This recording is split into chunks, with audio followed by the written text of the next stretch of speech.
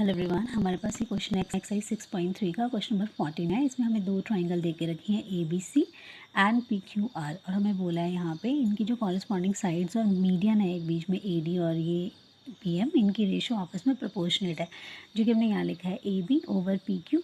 ये A B over P Q is equal to A C over P R is equal to A D over P M. ठीक है, तो हमने ये लिखा हुआ है। अब हमें प्रूव क्या करना है, that triangle A B C is similar to triangle P Q R. ये दोनों सिमिलर ट्राइंगल्स हैं।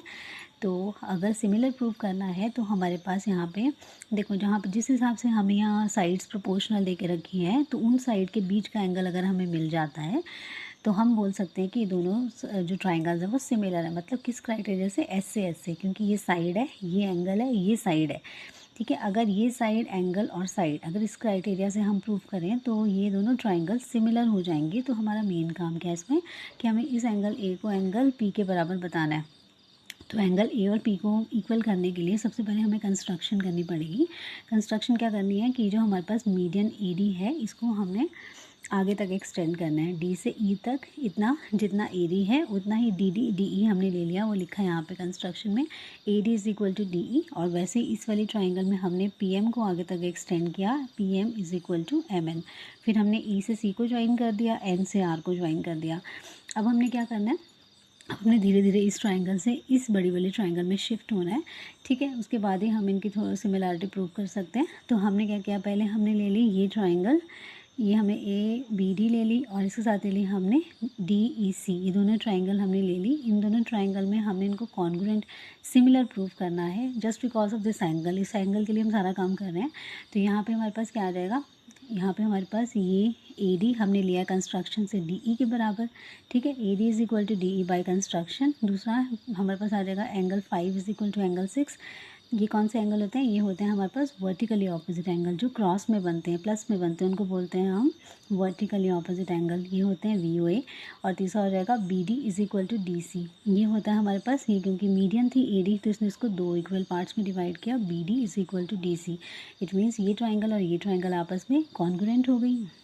वही हमने यहाँ लिखा है, triangle A B D is congruent to triangle E C D by कौन सा क्राइटेरिया, एस ए एस। ठीक है, कौन सा, ये वाला S angle S, side angle side से हमने प्रूव कर दिया। ये साइड है, ये एंगल है, ये साइड है, साइड एंगल साइड से हमने प्रूव कर दिया कि these two triangles are congruent to each other.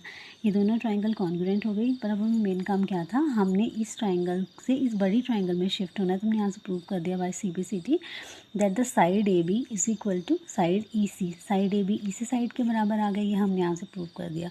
ठीक है, वो हमने यहाँ लिख देगी फिर एज इक्वेशन नंबर 1।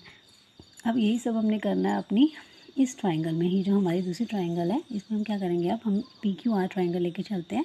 तो ये जो हमारे पास ट्राइंगल है, इसमें हमें क्या बोला हुआ है, इसमें हमें देके रखा हुआ है ये हमारे पास है पी क्यू एम, और ये है हमारे पास एम एन आर। दो ट्राइंगल देके रखे हैं। सिमिलरली हम बोलेंगे यहाँ पे ये जो क्यू एम साइड है that is equal to M P side, क्योंकि पी एम बाई सेक्टर है ना, तो Q M is equal to M P, एक हो गया। दूसरा हमने बोला angle 7 is equal to angle 8, vertically opposite angle. और तीसरा P M is equal to M N. तो ये हम लगा सकते हैं। ठीक है, कंस्ट्रक्शन वी ओ ए और गिवन। तो हम बोलेंगे ये दोनों ट्राइंगल कैसी हो गई, कॉन्ग्रुएंट। हमने क्यों कॉन्ग्रुएंट प्रूव की, ताकि हम इस साइड को पी क्यू को आर एन के बराबर बता सकें। तो हम बोल दिया from here P Q is equal to N R by C P C T, give it as equation number 2। अब हमने क्या करना है, जो हमने प्रूव किया हुआ है अब इसको हमने आगे यूज़ करना है। ठीक है, अब क्योंकि हमें गिवन था स्टार्टिंग में कि ये जो हमारी साइड्स हैं A B over P Q, A C over P R और A D over P M, ये आपस में इनकी रेशियोज आपस में प्रोपोर्शनल है।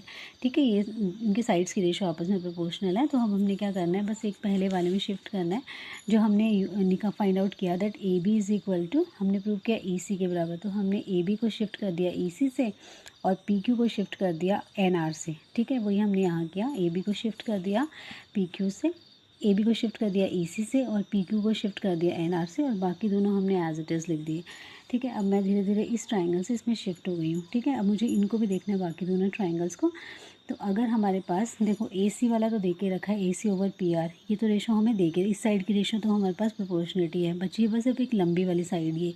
तो इसके लिए मेरे को पता है A D over P M दिया हुआ था, ए डी इतना इतना एरिया है, अगर मैं इसको डबल कर दूँ, because these two are equal, तो ए डी को अगर मैं 2 टाइम्स ए डी लिख दूँ और पी एम को 2 टाइम्स पी एन लिख दूँ, 2 टाइम्स पी एम लिख दूँ, तो ये मेरे पास क्या बन जाएगा, पूरी लाइन बन जाएगी। तो मैंने यहाँ पे चेंज कर दिया, ए डी को लिख दिया मैंने 2 times A D plus A D 2 A D that is equal to A E.